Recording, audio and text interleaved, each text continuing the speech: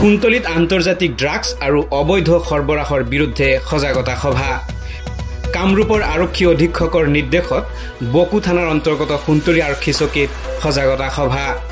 খুনতলি আঞ্চলিক মহাবিদ্যালয়ৰ প্ৰবক্তা ডক্টৰ মুজাম্মিল হকৰ সঞ্চালনাত অনুষ্ঠিত হয় সভাত খুনতলি আৰক্ষী চকীৰ ভাৰপ্ৰাপ্ত বিষয়া অপূৰ্ব কলিতাই ড্ৰাগছৰ বিৰুদ্ধে ভাষণ প্ৰদান কৰি কয় যে আগন্তুক দিনত আমি সকলোৱে ভূমিকা লৈ খুনতলি অঞ্চলৰ পৰা সম্পূৰ্ণভাৱে ড্ৰাগছ মুক্ত কৰিব লাগিব আৰু সেই ক্ষেত্ৰত সকলোৰে সহায় সহযোগিতা লাগিব। ইপিনে সভাত অল ইণ্ডিয়া ৰেডিঅ'ৰ প্ৰাক্তন ঘোষক লেখক মিৰ্জা লুৎফুৰ ৰহমান উপস্থিত থাকি ড্ৰাগছৰ বিৰুদ্ধে ভাষণ আগবঢ়ায়।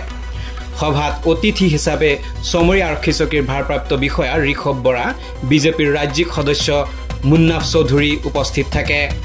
আনহাতে ড্ৰাগছৰ বিৰুদ্ধে হোৱা সজাগতা সভাখনত অঞ্চলটোৰ বহুকেইগৰাকী সচেতন লোক তথা খুনতলি ফুটবল একাডেমীৰ প্ৰশিক্ষাৰ্থীসকল উপস্থিত থাকে।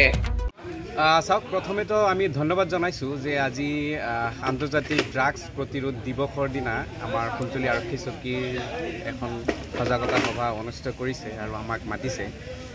এইটো আচলতে সচেতন যুৱক হিচাপে বা সচেতন সমাজৰ সদস্য হিচাপে আমাৰ এটা দায়িত্ব যে আমাৰ সমাজখন আজিৰ তাৰিখত কোন দিশে গৈছে সেইটো আমি লক্ষ্য ৰাখিব লাগিব।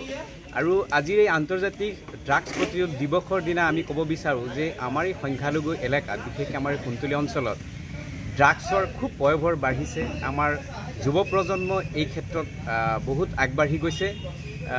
আমাৰ সমাজখনক তেওঁলোকে ধ্বংস কৰাত লাগি গৈছে আৰু এই কথা সৰ্বজন বিদিত। গতিকে আমি আজি ইয়াত যিখন ড্ৰাগছ প্ৰতিৰোধ সভা পাতিলে, ইয়াৰ কাৰণে আমি প্ৰথমে খুনতলি আৰক্ষী চকীক ধন্যবাদ জনাইছোঁ, আৰক্ষী ডিপাৰ্টমেণ্টক আমি ধন্যবাদ জনাইছোঁ। দ্বিতীয়তে আমাক মাতাৰ কাৰণে ধন্যবাদ জনাইছোঁ। আমি ইয়াত পূৰ্ণ সহযোগিতা সদায় আগবঢ়াই যাম। ড্ৰাগছ প্ৰতিৰোধ কৰাৰ কাৰণে, সমাজৰ পৰা ড্ৰাগছ নোহোৱা কৰাৰ কাৰণে আমি সদায় সহযোগিতা আগবঢ়াই যাম।